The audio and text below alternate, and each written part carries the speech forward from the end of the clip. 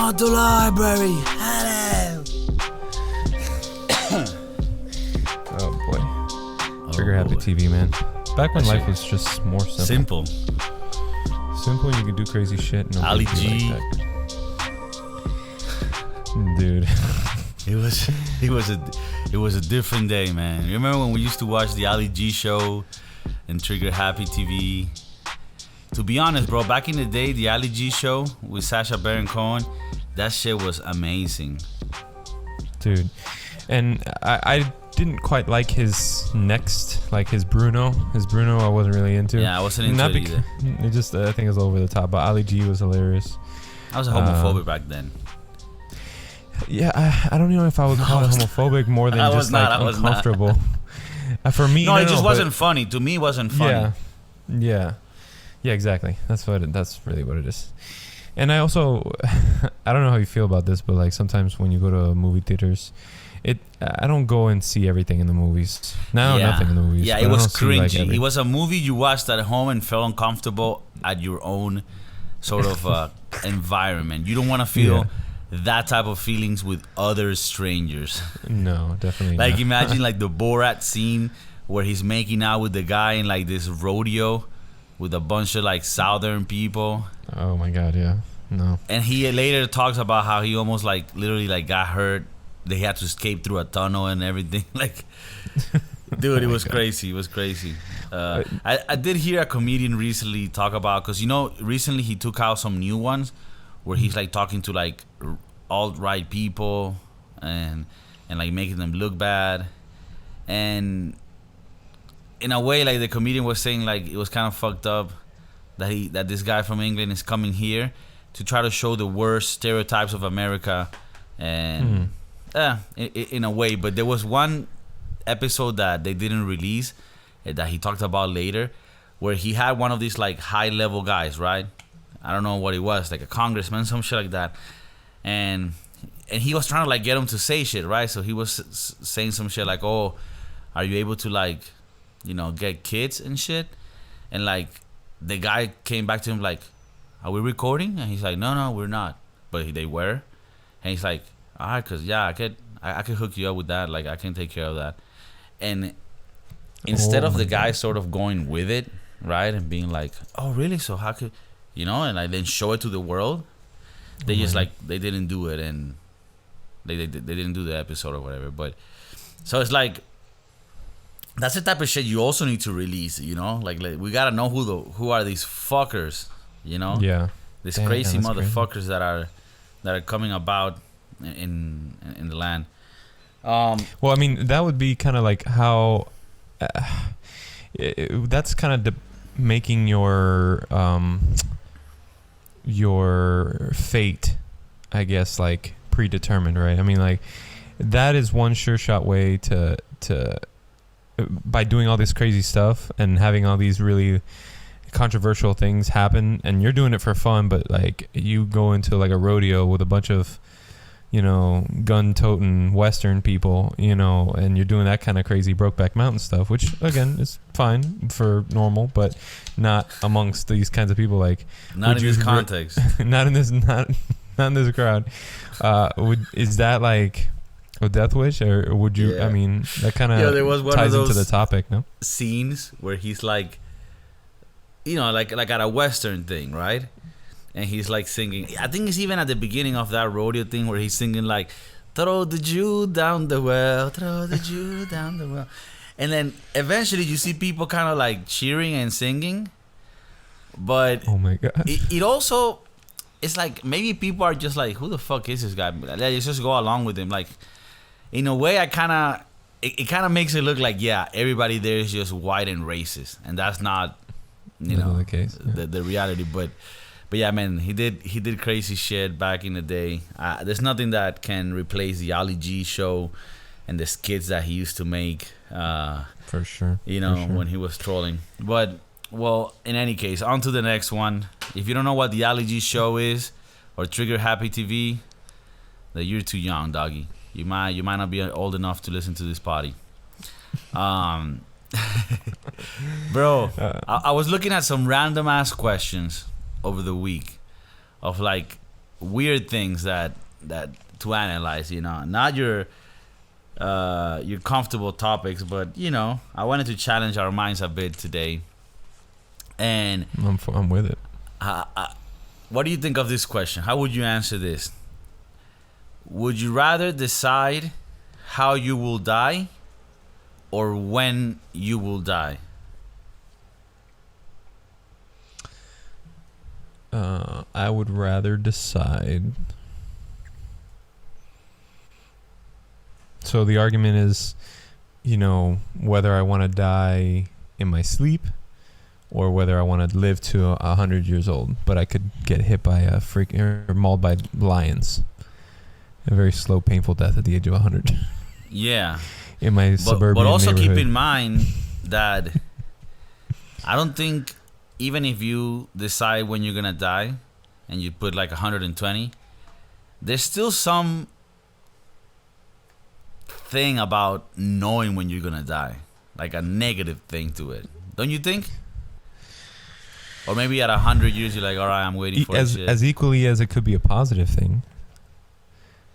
Like I have this amount of time left. Like this is what I'm gonna do. Or you can put yourself in really risky situations, knowing that you're not gonna die.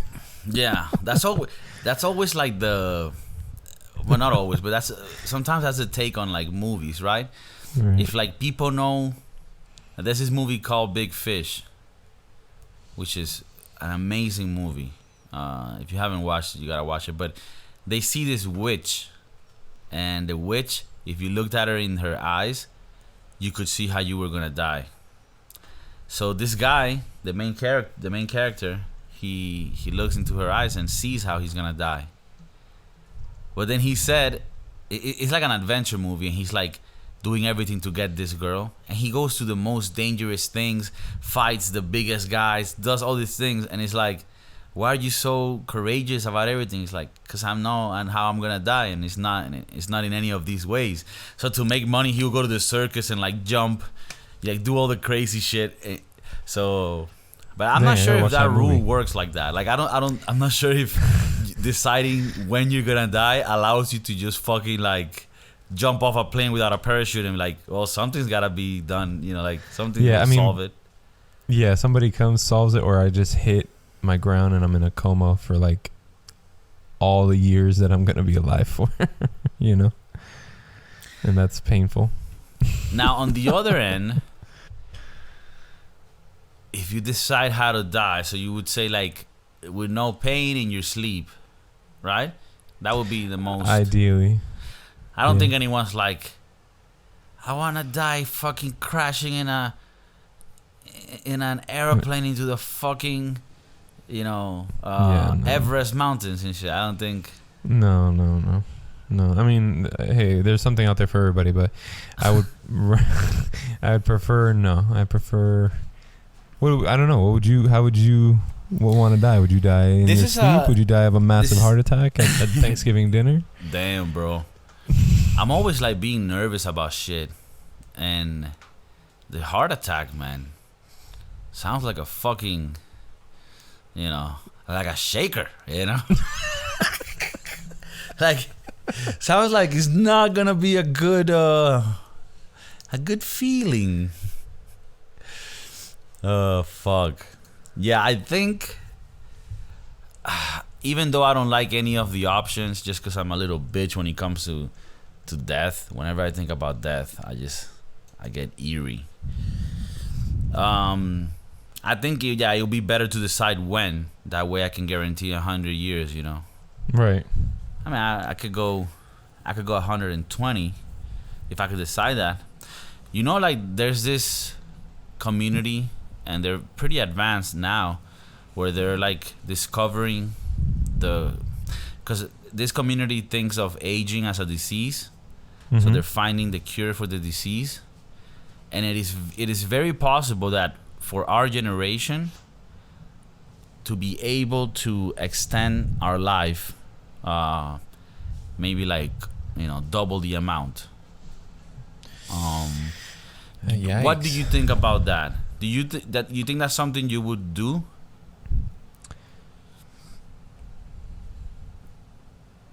Dude, I don't know. I feel like I still share the same sentiment, but just not as rash as I did before, right? Like I was like, oh, when I was young, I was like 15, 16 years old. I was like, dude, I don't see the point of living past 60.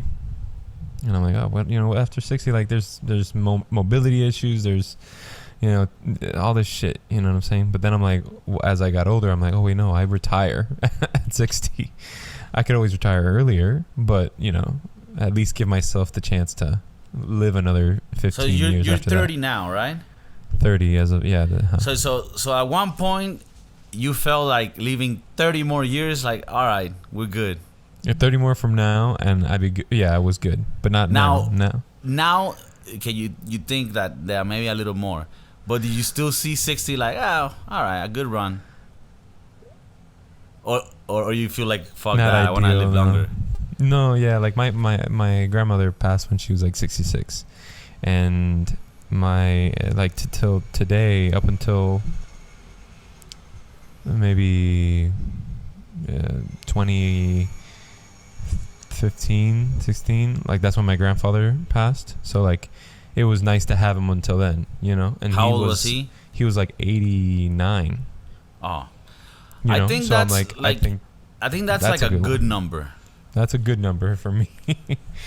Because anything past that, like if they were still alive, if they had double their life or even 1.5 times their life, they'd be dealing with corona. They'd be like, but like, I mean, this whole regenerative thing comes along with like quality of life too. Like, I don't mean you're gonna live 75 more years in a fucking wheelchair. But what not I'm remembering saying, who the fuck you are. Right. For 75 years, you're like, who are you? You know what I mean? Which, within the laughter that you see, I mean, probably the worst disease there is, Alzheimer's. Yeah. That's just gotta be. That's the type of shit that fucking scares the fuck out of me, bro. Alzheimer's is bad. Recently I watched on Netflix a documentary on Walter Mercado. You remember this guy, right? For those who don't know, yeah, of course, bro. For those who don't know, Walter Mercado is a a spiritual median? Would you say he's like a median? Yeah. He's just I'm not even gonna do him justice, but like he was basically like who's that Jamaican lady at the nighttime, Miss Cleo. Miss Cleo. Like yeah, Miss but Cleo, this was on another level. But like OG, next level. OG Walter Mercado, man. For people that don't know, he was like an astrologist, and in the Spanish culture, and he was very flamboyant. And if you know anything about the Spanish culture, it's very taboo about the whole gay thing. Mm-hmm. And he came up like back in the day, bro. When we saw him, this guy was already old. And I recently saw a documentary that tells his life. And I didn't know he wasn't on TV from that long ago, but he actually got off TV on 2006.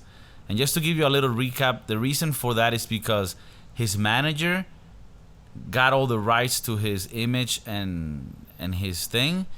So pretty much like, I guess the guy kind of fucked them over in a bit. And Walter Mercado after 2006 decided to like just not do television anymore. Yeah. And then 2019 they do a documentary, and the guy was 87,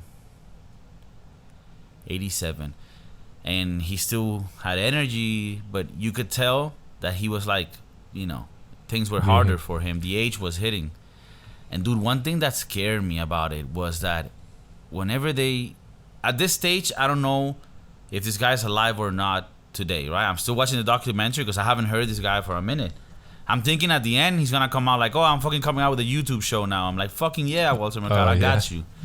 So bro, he's going to visit his parents in the cemetery, and people talking about how old he is and shit. And the whole documentary, they talk a lot about his death, like his upcoming death, as if maybe he had something that they don't show in the documentary. But oh, I see. You thought he was like sick with something. Yeah, they don't say it, but for some reason the documentary feels like at some points he just kind of felt like he knew some shit. But he was terrified of dying, and every time he went to the cemetery, he was like, "Oh, this is so depressing." Like, and when people asked him about his age and dying, he was just like, "Don't ask me about that. I don't like thinking about that shit."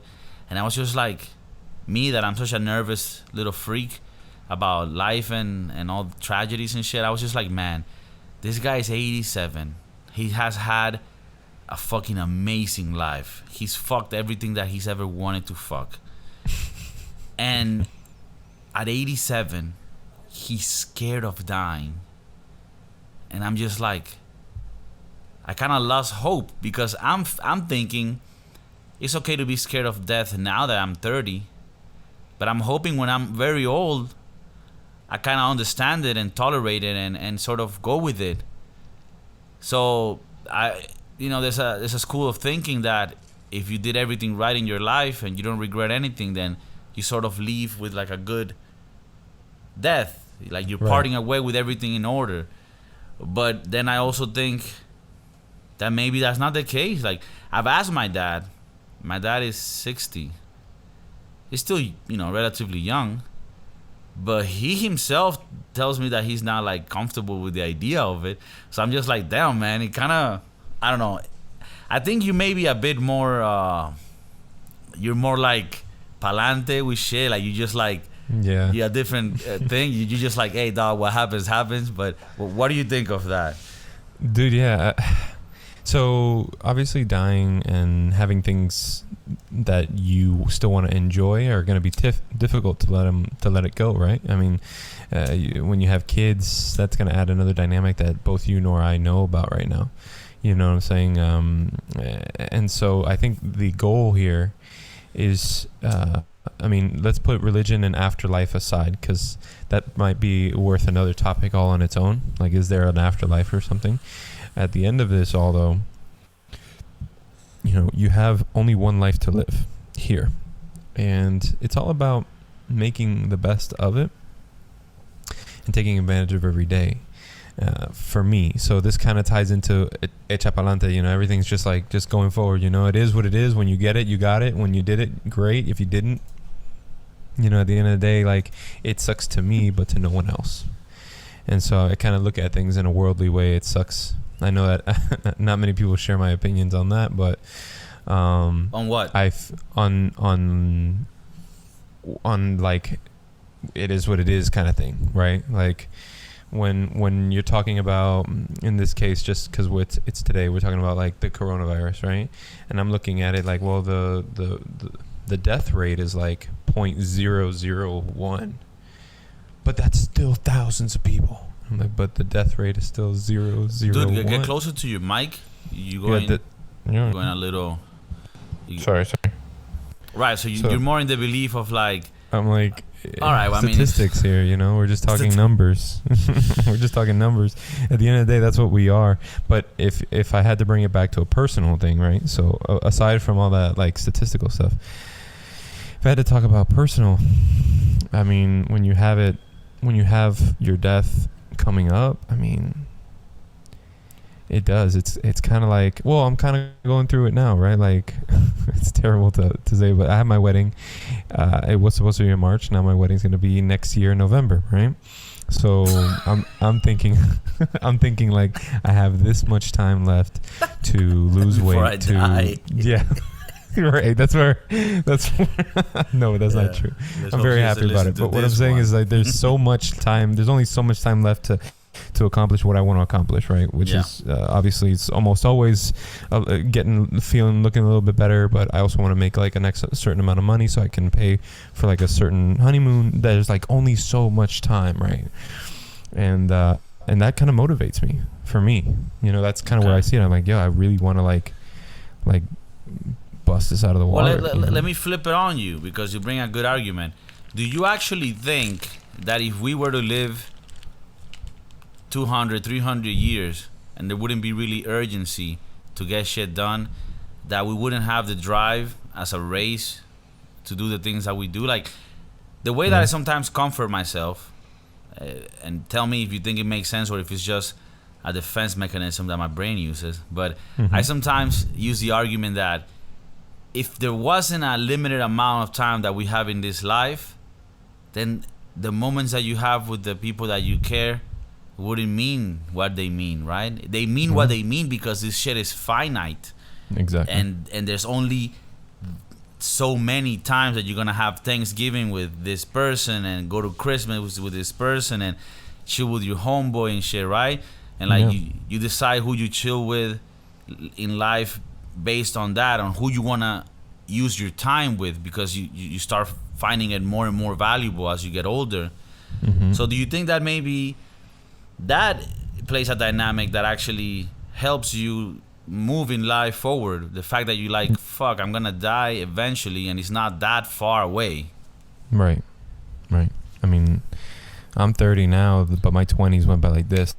I know everything before that was felt like forever, but now I'm in my 30s, and then like I'm looking at my grandmother, and my grandmother was like 50 when I was born, right? And that's 20 years from now for me, and I'm like, holy moly, like there is a certain amount of time, and it's gonna take time. Like, I mean, our day-to-days will be drawn out, but when I'm looking back on it, I'm gonna be like, did I do everything I wanted to do? Like, I look back at it, and sometimes I feel like, oh yeah, I lived a lot, but sometimes I'm like, I could have done fuck, more. my life has just started. Like, sometimes I feel like the 30 years I've lived were just like a preparation. Yeah. And it's like, oh, so now I live, but 30 years already burned. It's like, this motherfucker, dog. Yeah. So, I mean, I think 50 years from where I'm at now, to answer your question, is a good amount of time where I have 50 years to do anything I want to do. I have about another, hopefully 30 years to physically do anything I want to do, right? Like, climb mountains, things like that. You don't do that at like 65 typically. I don't see myself as a mayonnaise ball going up a mountain or dropping in on a mountain bike anywhere after the age of 60. So you have a certain amount of time, and it's about prioritizing what you have available to you at the time. And if it was to be living till, let's say, 200, I really don't feel like things would really be that rushed. And things would be kind of worse. There's something to be said, I think, about living too long. The cycle needs to happen. You know? Like when you look at tortoises, right? You kind of sounded like Hitler. Like, well, definitely like, not. Like something he would say, like, the cycle needs to happen. People need to die or they're born, set of their state, and the commute. Okay? Exactly. The cycle must go on. Kill them. Oh man, I mean, that's why I say like a lot of people don't agree with it, because they'll go into like the emotional aspect of it. I'm purely like just thinking about it more on like, a technical level. On a technical level, like if I live to 200 and there's kids being born at the rate that they're being born, like you know what? When I find peace, they're gonna wring me out to dry at the age of 120. Whenever you hear stories of grandparents that are like 80 something, and you know they're close to like they feel that they're gonna die type shit, and they're just like, I just wanna die and rest. It's like, it's kind of creepy, right? But it's kind of like, oh, all right, I feels you. So eventually we do get tired of this shit, and we kind of just wanna die, because I kind of want to feel like that. Like, yeah. I want to feel at the end of it, like, kind of like when you're coming back from a party night where you're just drunk and you just want to hit that bed. I hope that's how I feel when I'm going to die. Like, fuck. Yeah, whatever. I already raised you motherfuckers, left you money. Where the fuck is my bed? I got to die. You know? I hope that's the feeling of it. I hope so too. I mean, I'll make obviously I don't want to come at it from like a grouch perspective, but I want to come at it like I cannot do anything more for you guys, and I've taken in as much of beneficial time spending with you and my grandchildren and potentially my great grandchildren. Yeah, fuck off. See you later. Like, peace. Yeah, and so. And what do you think happens when that happens, when we die? You'll just have to stay tuned to the next Broskiedoodles podcast. Next Thursday on CBS. No, afterlife is a tricky one. I have to wrap my brain around it a little bit more, but okay. What I will say is this. What I will say is this. It's unfair that I'm asking you this like at the end of the episode, but in 1 minute, tell me what you think happens when we die. Oh man, I think when we die, more and more, I truly believe that there's an energy. There's an energy in the world. Physically, you just decompose, but you are able to interact and still be part of the energy, even if it's in an unconscious state. I've had a lot of family experiences where people are still around or making signs and things like that. So I come from it's crazy. Like, that's what I'm saying. I don't really know what happens in the afterlife, if it's like in some heaven's like party. Shit? Yeah, like some Santeria shit. Yeah. So, yeah, I think that that's for outside the cameras, dog. That's some wild shit. They brought that shit to Venezuela, them Cubans. I'm telling you. Yeah. Dog. Well, I mean, I don't know about for real. But I don't know about like Santeria actually doing that stuff. But what I'm saying is that like I think we stay around for a certain amount of time after, because there's loose ends on this world still. You get me? Like, okay, I'm done, but like you are still struggling, or there's unfinished business for you, and I'm here to like protect you, or to kind of guide you, because there's so many times where things happen for me, even like just natural stuff, like wow, like that was lucky, wow, that was convenient, wow, it's just certain things, and I'm just thinking like somebody's got my back. But then like when I start to think about religion and how it all breaks down and the original part of it, then it starts to feel more like a way to manage people. But why do I feel these energies? Well, maybe it's not religion, maybe it's energy. Yeah. You know what I mean? Like, I think when you die, the movie just turns off, the TV just shuts off. But in a way, it is weird to think that, because it's strange to feel this awareness of being, and then suddenly it not be there at all, right? Like, and isn't it beautiful in a way that no matter who says what, how much money, whatever, nobody really knows what the fuck happens. Yeah. And that's what gives this whole world this magical feeling, like we're in a Harry Potter movie. Yeah. I agree. That's what what would you like to know, or what would you like to decide? Let's ask the audience to see what these freaky fuckers is there a worth living longer, and give us your thoughts. What do you think comes after that?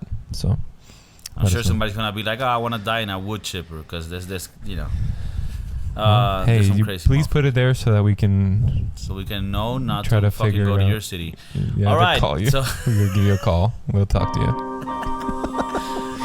Take care, motherfuckers. Peace. Peace.